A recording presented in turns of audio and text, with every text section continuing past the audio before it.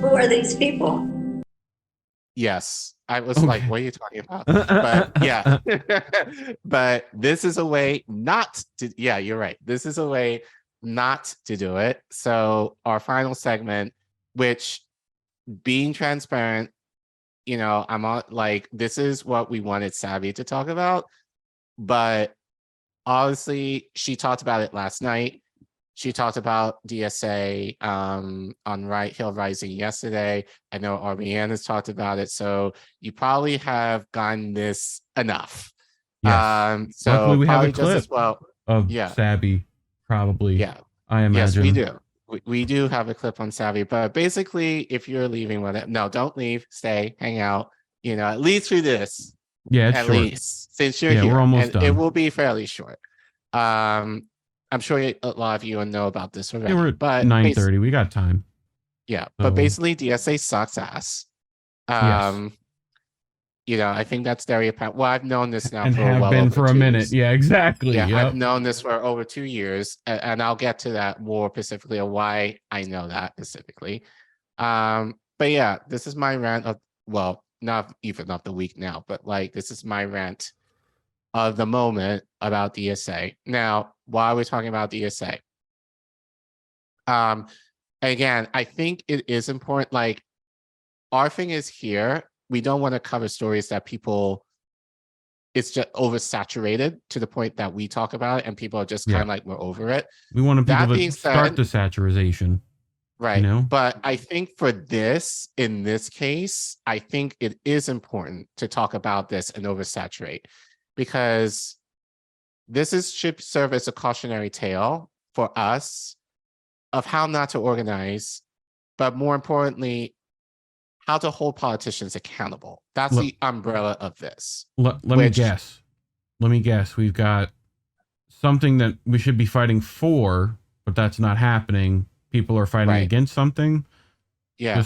Okay. Yeah. Just wondering. And I would have played Kwame. I would have added him. I thought about it this morning and I forgot to because I ended up. We got to get. We'll send some choice clips to Savvy for her to cover. I'm sure she knows of them, but they're good. You know. So. But anyway, so let's start with Savvy. And the only reason why I thought of DSA at all is this is in regards to railroad workers, basically getting hosed in terms of the benefits that they wanted and then losing their ability to strike. We'll know something more for sure, I guess, by Friday. So we'll see. And again, Savvy said she's going to have a railroad worker on tomorrow. So definitely tune in for a show tomorrow and watch that. Support Savvy and RBN. But I didn't think of DSA at all until Savvy brought this up on her stream last week. So, come on. There we go. So let's just review what Savvy said in terms of DSA on her stream. What? But let's kick this off with Shama Sawant because she called it out clear as day. All but one of the squad crossed the picket line, voting with Dem Republican majority to break a rail worker strike. A socialist cannot be a strike breaker. This should result in expulsion from DSA.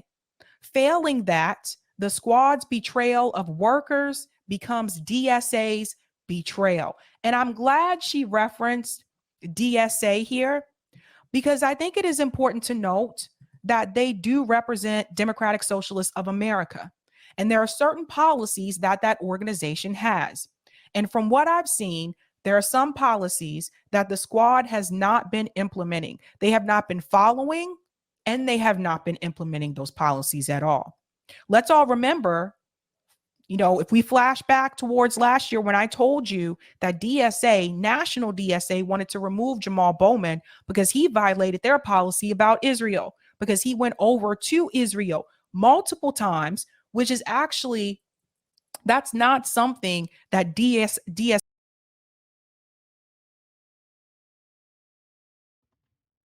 We're back. Wow. It ended. The clip ended. Oh, it did? Yeah. Okay. Mm-hmm. Yeah. So I thought there was a little bit more, but okay. So yeah, so those of you who don't know, DSA, well, essentially AOC, Tlaib, Bush, and there was one other squad member. It might be Jamal Bowman, but I'm not entirely sure. I think so, since Savvy said it. If you're in the chat, if you know who this, but basically about 4 squad members who are affiliated with the DSA. So, obviously, given how the squad voted in terms of preventing the workers from striking, Yes. the DSA really should be more pissed in terms of what's that? I wanted people to go look at, I think it was me and Indy on How Did We Miss That, which if Indy's still here, he might be able to find it for us, but go look, and we covered a story about Bernie Sanders being deemed the strike killer.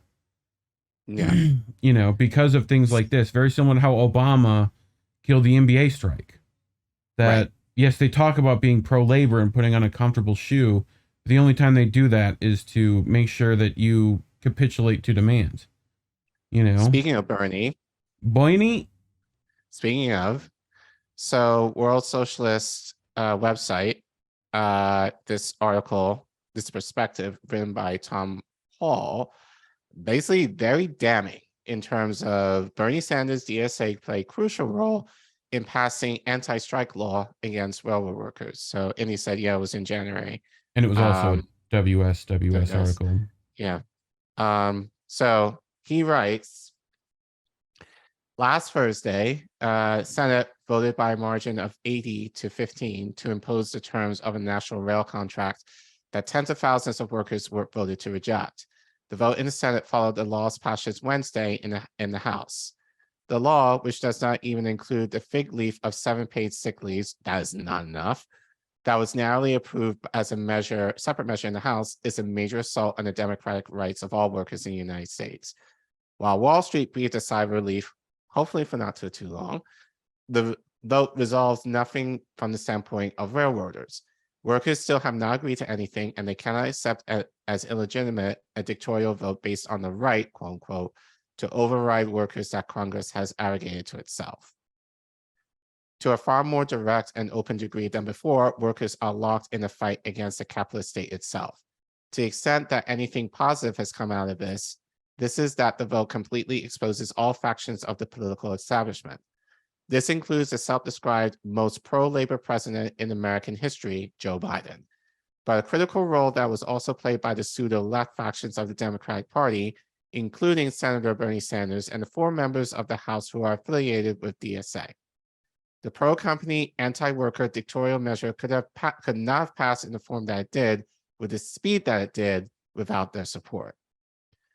On Tuesdays, House Democrats introduced a separate resolution originally drafted by Sanders in the Senate to add 7 paid sick days on top of the contract they were imposing. This was a sham aimed at providing political cover. It had no chance of reaching the 60-vote threshold to overcome a filibuster in the Senate. Even if it did pass both houses, it would do next to nothing to seriously address workers' demands. Before the vote on the sick days resolution, 3 out of the 4 DSA members of the House joined in the vast majority of Democrats to vote in favor of imposing the contract, including AOC. Defending her vote, Ocasio-Cortez neither nonsensically claimed that her vote to block a strike and impose a contract was cast in order to allow the Senate Democrats to fight for sick days in the Senate. Slight problem with that, thought AOC. You have a known senator in the Democrat Party that is known to vote against bills. You know that senator, Yep. Mr. Breland. Yes, I do. Yeah, so didn't consider that senator, well, 2, but that senator in particular who is known to torpedo bills like this. So, oh. Yeah, we got some super rays, which are always appreciated, from Roger Meadows over on Rockfin. Oh, we got some monies. Yep, appreciate it. Okay. Yeah. since, you know, you missed out on Savvy though, Roger, but I'll read them. I'll go back up. Hello, there we go. So, KRS-One, big fan of KRS-One, called America on his 1990 album, Edutainment Land of the thief, home of the slave. It is any different than during slavery. If you saw a black person without a white person accompanying them, was legitimate. If we told them we were freedmen, they asked us for your papers to prove who you are.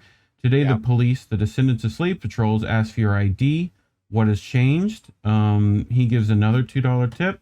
In New York City, we transferred prosecutorial powers from local DAs to a special independent prosecutor appointed by the AG. Although it was good, it didn't go far enough. The indie prosecutor should be picked by the community that was harmed. The surviving family members of the victim was with the full weight and resources of the New York City AG office behind them. Roger continues, also NYPD, better not forget that de Blasio got rid of QI, was that QJ, before leaving, so now police pensions will no longer be shielded from lawsuits. This is why NYPD has been leaving en masse. Also, Eric Adams and Governor Hochul are in the pocket of the two biggest money donors in New York City, Rev New York, real estate brokers, New York and Wall Street. Their donors who own these big Manhattan buildings are losing money as people work from home. Working class people, their donors have made them homeless, so Adams feels that if he gets rid of them, people will come back. Dumbass. I live outside New York City. In Long Island, railroad commuters were paying $400 to $600 for a monthly Long Island Railroad pass, money they got to save. Same, I guess, for Metro North and New Jersey Transit. Adams tried to pull at heartstrings by supporting New York City essential workers, but we can stay home, work from home, and support our own essential workers as we go to the local deli up the block in our community where we pay our property taxes in. So my guess is Adams is sweating his property value and Manhattan is going down, so they're driving up rent rates via rent speculation to get the money before there's no more money to get perfect opportunity to bring in a public bank, says Roger Meadows. So, you know, Thank you, Roger. Appreciate the tips. But to continue your story, Collin. All right. Okay. So the Senate, after voting to reject a Republican proposal to extend the deadline into February, voted down the sick days proposal as expected in a near party line vote, with Democrat Joe Manchin playing his assigned role of withdrawing with Republicans against his own party. Sanders' defeated proposal in the Senate was framed as an amendment to the anti-strike bill, whereas the House proposal to add 6 days was voted on separately.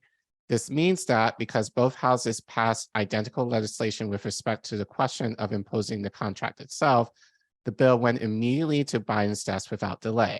Any delay would have been completely unacceptable to the ruling class, which was demanding the contract to be imposed immediately, well before Friday's strike deadline. Sanders and the Democrats are cynically using the Republican opposition to sick days to posture as friends of workers. Do that well. After they voted to impose the contract by an even wider margin than the Republicans, many of whom voted against it for factional reasons. But even the New York Times, the House organ of the Democrat Party, could not avoid admitting the obvious.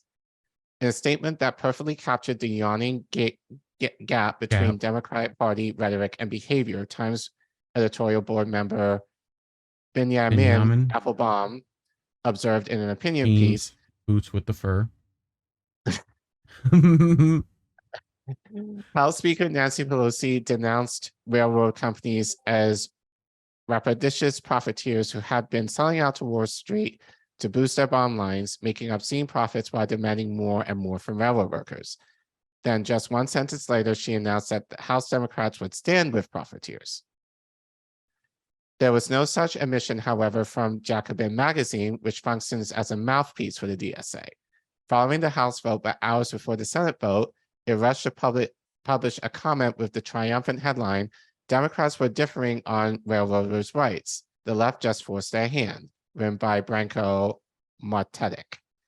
Martetic's entire column was devoted to creating an observed narrative whereby the intervention of Sanders, AOC, and others had, for all brilliant and principled politicking, succeeded in shifting the entire political establishment to the left.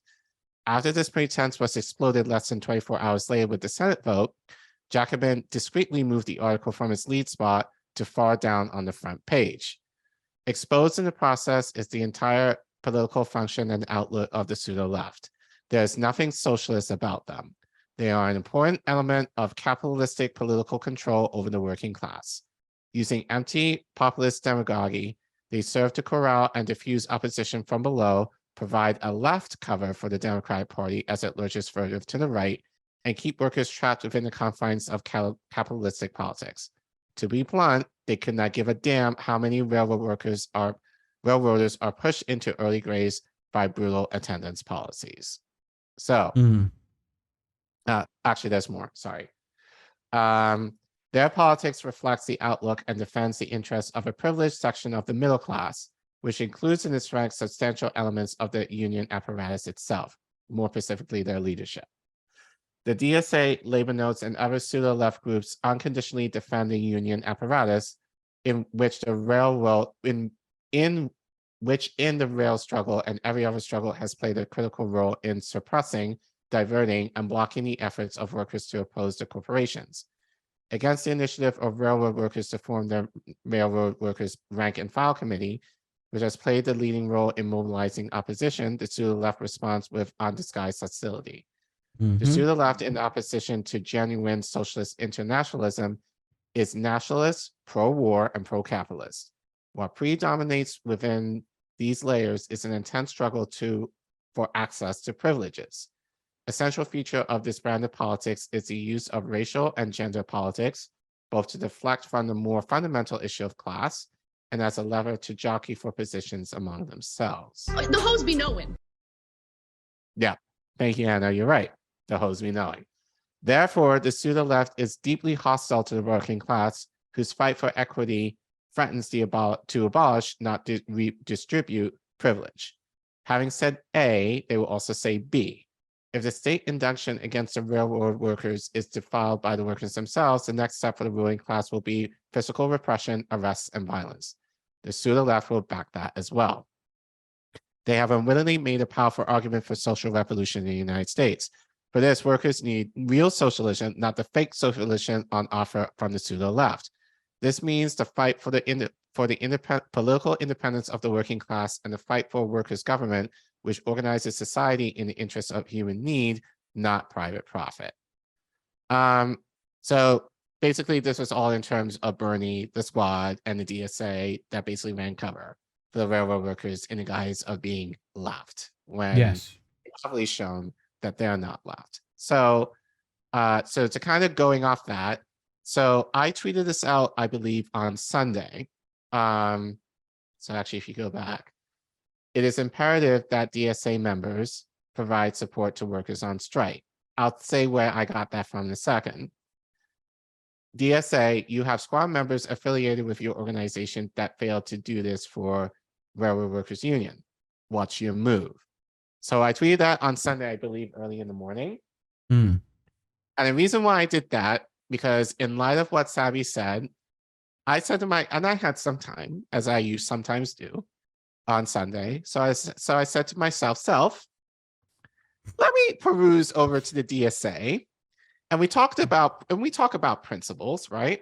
So I was just curious to see what the DSA had to say in something in regards to this. So if you zoom out for a bit. Yes. This is part, this is part of the DSA political platform. This is on their website. Not going to read all of it for time. You can find it on your own. But there was a part that interests me that I also did include in the tweet below, but I wanted to read it, a little more of it for emphasis. So in part of this, the DSA says, but we have some cause for optimism. The Red for Ed strike wave, union reform movements, and workplace organizing in response to the COVID-19 pandemic indicate a rise of a fighting spirit among union and non-union workers. It is imperative that DSA members fan that flame, by taking rank and file union jobs, organizing new unions in their workplaces, building reform caucuses that fight for democracy in their unions, and providing support to workers on strike. That's where I got that quote from. It will take a huge fight to win any improvement to the lives of the working class people. As organized militant working class is the only force capable of winning these fights. As socialists, we see every battle as an opportunity to cohere the class into that force, one that is capable of transforming the relationships of ownership and production. What does that sound like to you? Organizing for something? From the current system of exploitation and private acclamation into a socialized system that serves the common good.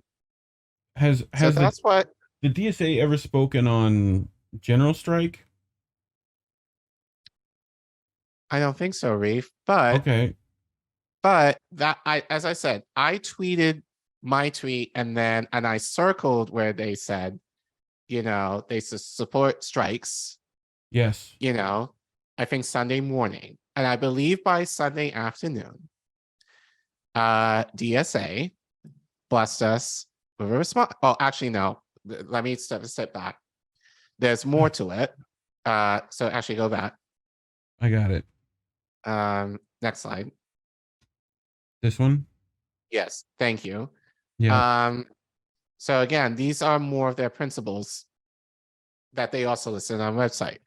The socialist movement and the labor movement will rise or fall together. Our demands: social ownership of all major industries and infrastructure, the right to strike for all workers, right? Mm-hmm. And at will employment, and right of work laws. Immediately raise the federal minimum wage to $15 with no exceptions for disability, tip workers, or any other reason, and index it to inflation. So these are these are the DSA demands.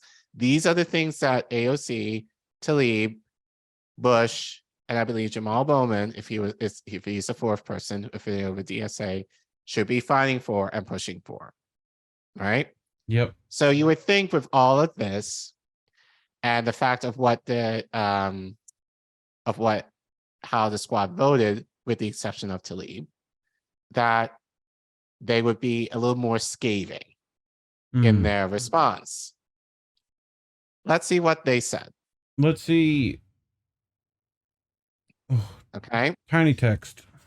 So this fall, the majority of railroad workers rejected a tentative agreement brokered by their bosses and union leadership that would not include sick leave or an end to precision schedule railroading and other fundamental improvements on their working conditions. Railroad work is notoriously brutal. On call, nearly around the clock, workers suffer regular, often fatal accidents due to overwork and exhaustion. And yet the TA lacks any paid sick leave, let alone the 15 days demanded by rank and file workers. Unions representing the majority of all railroad workers rejected the deal. The 8 other rail unions that did ratify to the deal pledged to honor the picket line should other unions strike.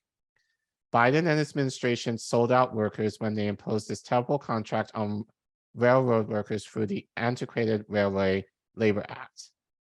We condemn the move by President Biden and Congress to force over 100,000 rail workers to accept the TA by denying them the legal right to strike, our ultimate leverage as workers under capitalism.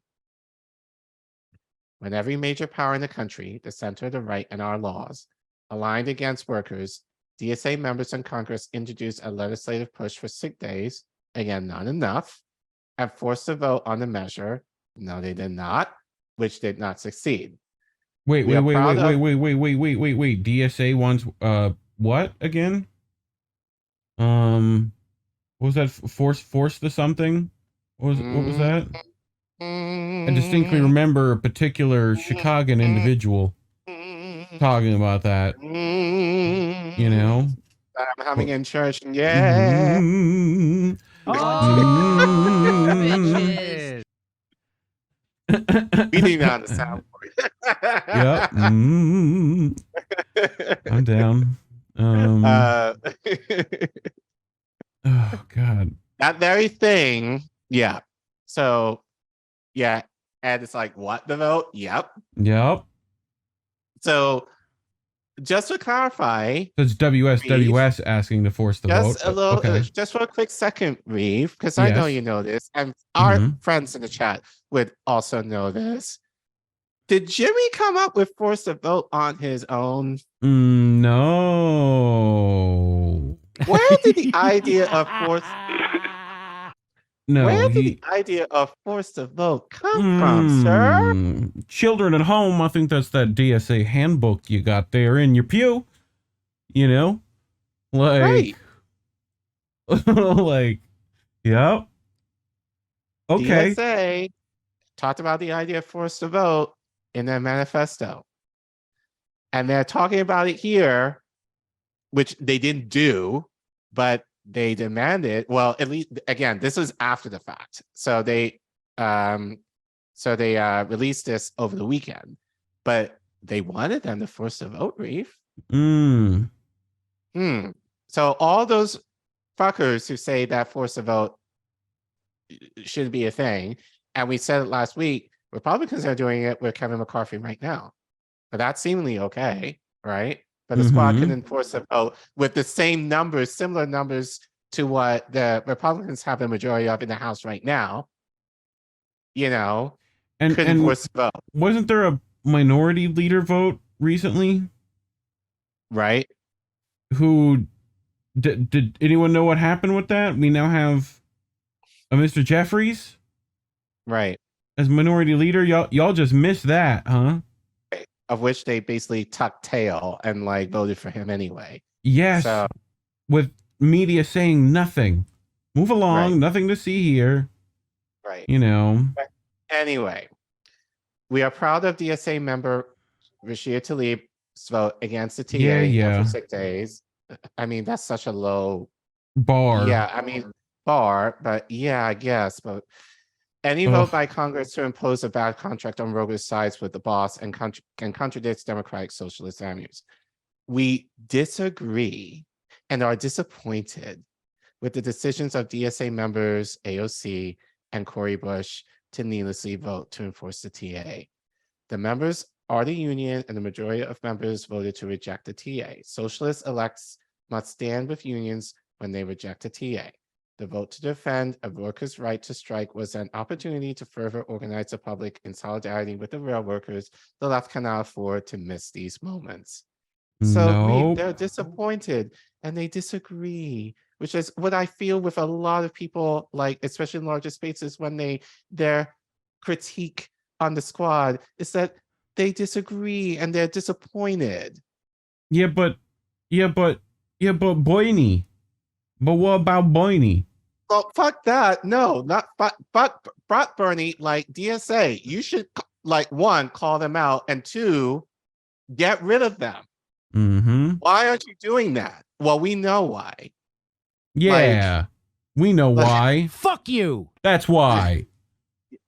But Like, the idea, but this is the excuse I see with many people on the left that basically stands for the squad. And Bernie is like, any criticism to me is very tepid, just like this. It's just like, oh, we disagree and we don't like it. So the question is, how are you going to keep them accountable? Not a damn thing. yep. You know, I remember like Jimmy has mentioned, yeah, I mentioned Jimmy here. Again, with forced to vote. He asked Kyle, who was, remember, Kyle was co-founder of the Justice Democrats, another shitty organization, basically asked, if they don't force the vote, this is what he asked to Kyle, if they don't force the vote, how are we going to keep the squad accountable? And Kyle basically said, we're not. Yeah, they're just a bad ally. They're just a bad ally. But what's the difference between, what's the difference between a bad ally and an enemy? What's the difference? I don't know. You know? So really, this is bullshit. Like the DSA should have been a lot more. DSA should have been a lot more scathing. DSA basically should have been like, you're out. You are no longer affiliated with us. But my guess is they want that access to the squad. So it's so all they about, didn't want to necessarily. So they didn't want to necessarily, legitimize themselves from, going harder again for access to them. Yes, it's all about Unity. You know what I'm saying? You gotta unify behind them. That's how it always works. Right. You know? Yipper, I'm just seeing in the chat, Yipper is like, Collin, don't you know there is a difference between corruption and soft corruption? Yeah. But yeah, so I do have a couple Last of thing in slides. this article, I think, literally last slide. The economy depends on workers, and we can't decide we're not going to take crumbs anymore. That's exactly why Biden and the ruling class were so determined to prevent a strike, and that's exactly why socialist politicians must support workers' ability to organize and strike at all costs. No excuses. Right. Yeah, I mean, pretty much same thing we said. It's definitely no teeth. Politicians got no teeth here either. The only people that got teeth are the ones that wield the power. What power do they wield, Collin? The power of production. It's been yours the whole time. Right. It's time to take that shit back. Right. I say general fucking strike. If you're going to do one illegal strike, you might as well do a couple. Collin, are you allowed to strike in DC as a teacher? No. Right. How many other people are not allowed to strike? Like most public. Yes. Like public works industries are not allowed to strike. Like I can talk about this now because I kind of withheld some of my thoughts on my Empower Ed stream because, like I said, then I'm representing Empower Ed. There's certain things I can say because I didn't want my butt to get angry. But I'll say it now. That was the issue that I had with my union here. Yeah. I wanted us to strike. Striking mean walking out of a school building during the day and protesting. The way that they kind of worked around it in my union is that they'll do a walkout, quote unquote, but it'll be before or after school hours. That's not strike. Yeah. That affects no one other than you. Right. And then it affects the teachers because it's like, yes, you have to stay for more time. We have to take time off our day, off the clock, unpaid, in order to do that. Unpaid in order to do that. Yeah. So really that's more hurtful to us than it is to anybody else. The idea of a strike, it's meant to hurt.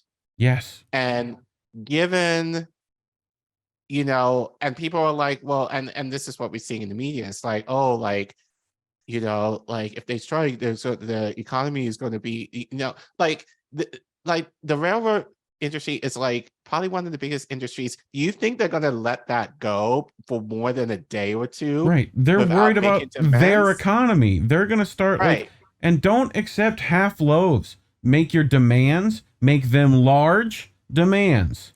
We got to teach you people how to haggle here. Make them big demands. It's time for you as a worker.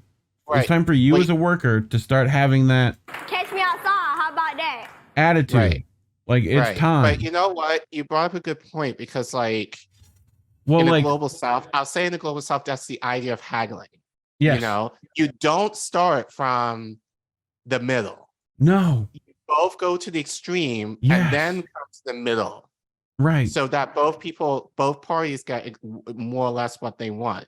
But the thing is with the Democrats, they start from the middle. They start way to the right. Right. And then they move all the way over to basically it's just a watered down version of what they want.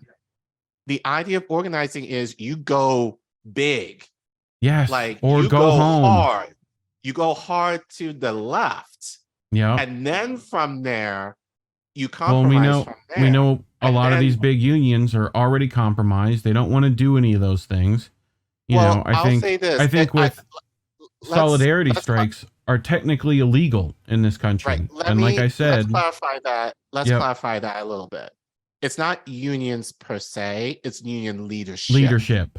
Yes. I would say and there's particular corporate unions, and especially anyone involving themselves with the NLRB, right? Things like that. Like, I'm talking about Teamsters. I'm talking about AFL-CIO. I'm talking about all those cats that have kind of been company men for a while, you know? Right. This is So- why, and I know Indy's in the chat, but so Yeah. I'm going to say it. I've said this to you. I've said this to Indy. Unions, to me, are just merely a compromise. Mm-hmm. They are. Because you Yep. still have to negotiate. Like, that's what I'm doing right now. Like, you know, as I said to you guys last week, I got a tentative contract, but nothing has changed really in the contract. If anything, things are stagnant. You know, they haven't, like, the idea of, for me, if you're getting a new contract, you should be getting more power, not less, you know? So the idea that you still have to negotiate for basic shit that you should be getting anyway, to me is just kind of like ridiculous. And unfortunately, within the union, that's what you have to do, because you have to negotiate with corporations that don't want to give it to you. And depending, like, and they could drag this out for years. Yeah. Like I said, like with my union, like this, like we're heading into our 4th year without a new renewed contract, you know? So like, so, you know, but all that to say, this is why, again, we kind of need to talk more about worker co-ops and Mm-hmm. what those are, you know, but to go back to DSA, fuck you all. And again, not to all DSA, I want to preface that. Fuck you all, but not really. Well, know? I'll say this because I meant to say this earlier. Like when I went to Force the Vote protests 2 years ago in DC, there were DC members there who actually supported it, but they mentioned to me that it was their leadership that was kind of like flaking in terms of whether they support doing it or not at that time. So Mm-hmm. I don't want to discount DSA members, because I think, and again, it depends, but I think generally members have more on it. It's their leadership that sucks. So I want to preface that, you know, because obviously, like, I'm sure DSA members didn't write this response No. of being like, oh, we're disappointed with AOC and all this bullshit. No, you should be saying, fuck you, out. You crossed the picket line, get out. That's not reflection of our values. And you went against that. Same thing with Justice Democrats. We talked about, you know, some of the principles that, well, Cenk and Kyle wrote, that they obviously are not doing either. Out. Yep. You know, but they're not doing it. And that's why we are in this shit in this country, you know. And like I'm thinking about it with Warnock, who won barely, you know, like people are making that as like a huge win, but it's like, dude barely won, you know. But then, as I said this on Twitter, like, so where's our money though? Yes. You know, Where's where's the anything? fact? Where's the fact? And connected to this, Warnock didn't vote for this.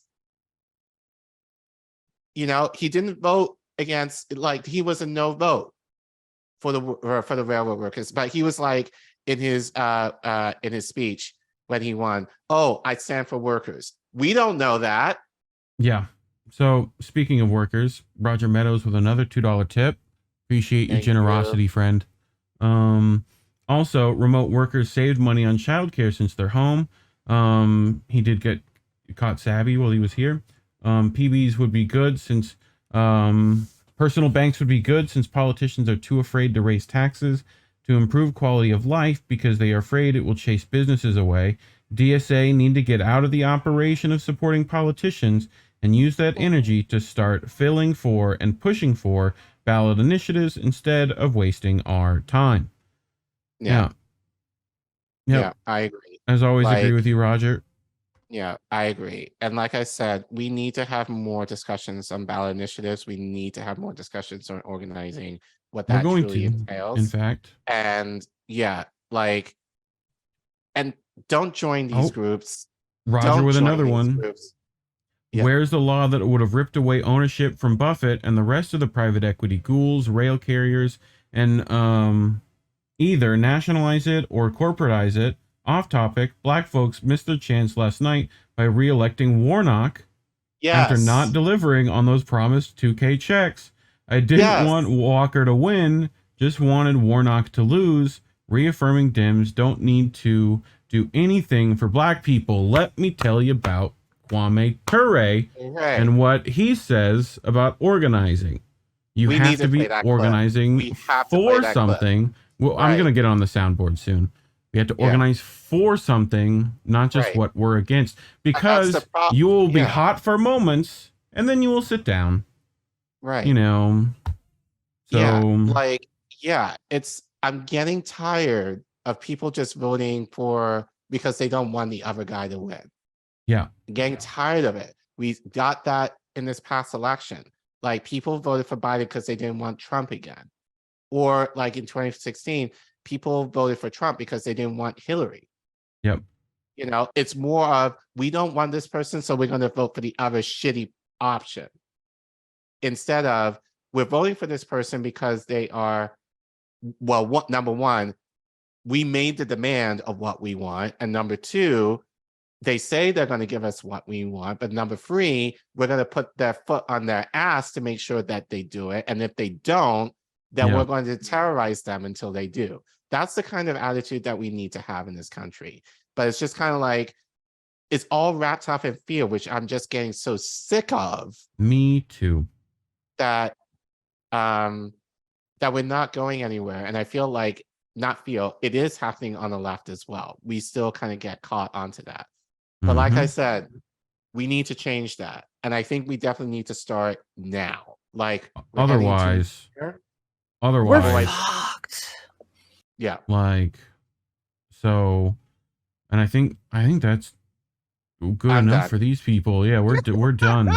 Please clap. And that's my rant. Until the next one.